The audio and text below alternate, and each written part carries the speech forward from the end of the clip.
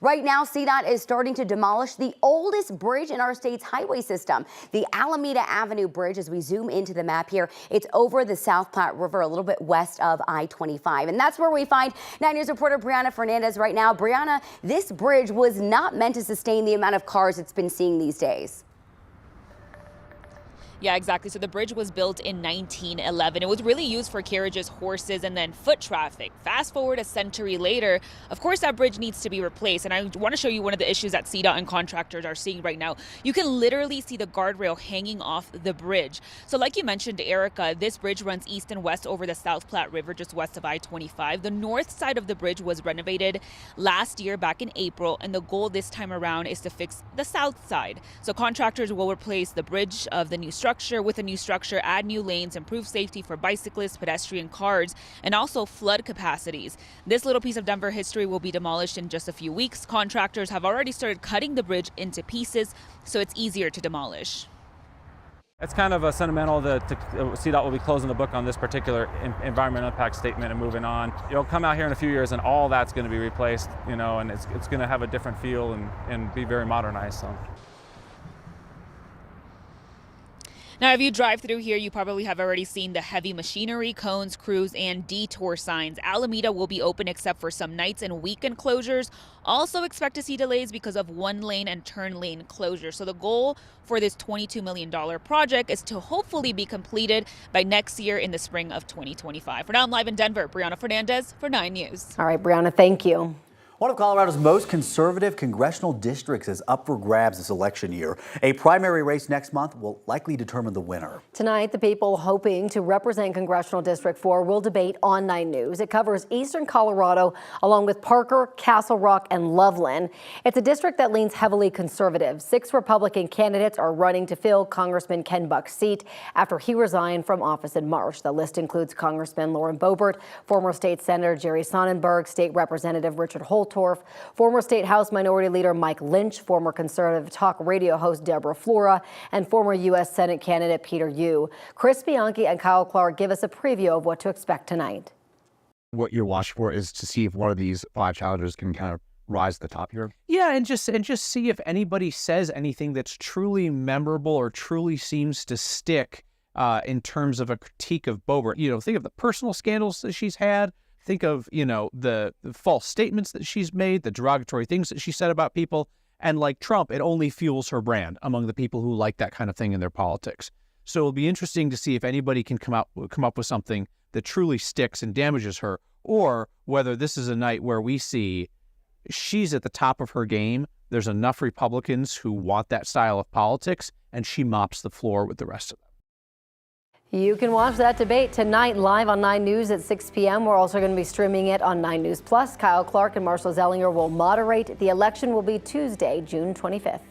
In Wheat Ridge, police officers along the Front Range are starting to carry a special kit in their squad cars designed to help kids with autism.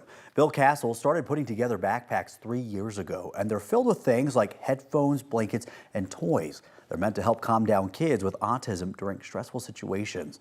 Castle has been giving them to police officers across Colorado to hand out. Yesterday, he delivered his 1,000th backpack to Wheat Ridge Police. He says stories from police who have used these make it worth the hard work. It's unbelievable because when we provide them to families, especially the newly diagnosed families, mom and dad are in tears. Castle's goal is to get kits into each county in Colorado. Each one costs about $30. Grants have helped, but Castle is always looking for financial support as well as help putting them together. You can learn how to get involved in this article on 9news.com. There is a class so popular in Denver public schools, students have to wait for months to get in, and it's not kids, but adults getting an education. DPS is offering GED courses in Spanish all around the metro area. Classes at DPS Far Southeast Community Hub has caught the attention of so many people. The wait list for the classes has now stretched out. Fabiola Flores is one of the teachers for these classes.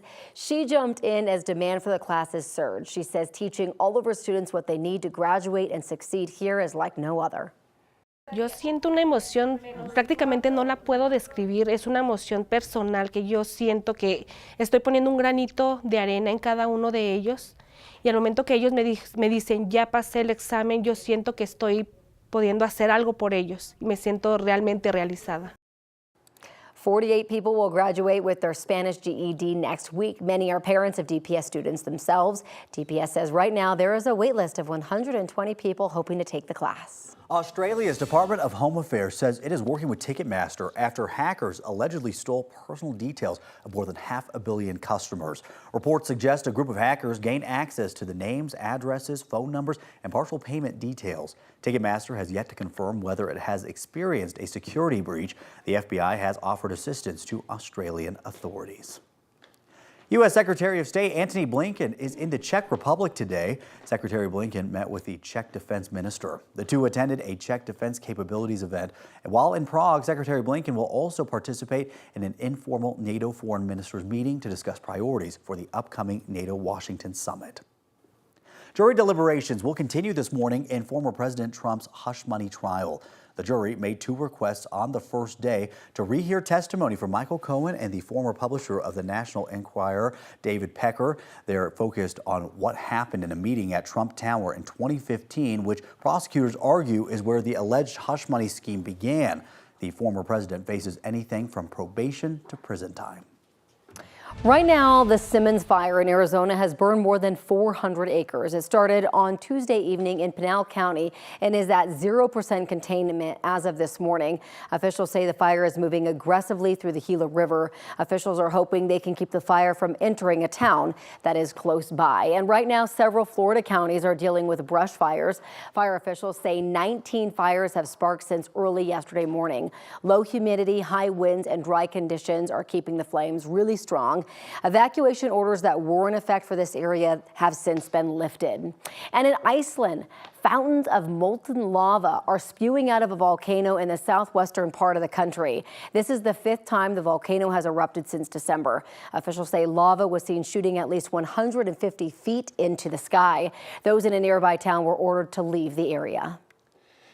As far as our weather goes, today we have seen a little cool air move on through. Yesterday we had a high of 83. Today only 70s and a few low 80s over the eastern plains. We do see an afternoon shower or thunderstorm. Heaviest of those will be out toward the border areas. And then tomorrow a little bit cooler as well. We'll see only temperatures in the mid to upper 70s for those highs. And we'll see an afternoon shower thunderstorm come along with it.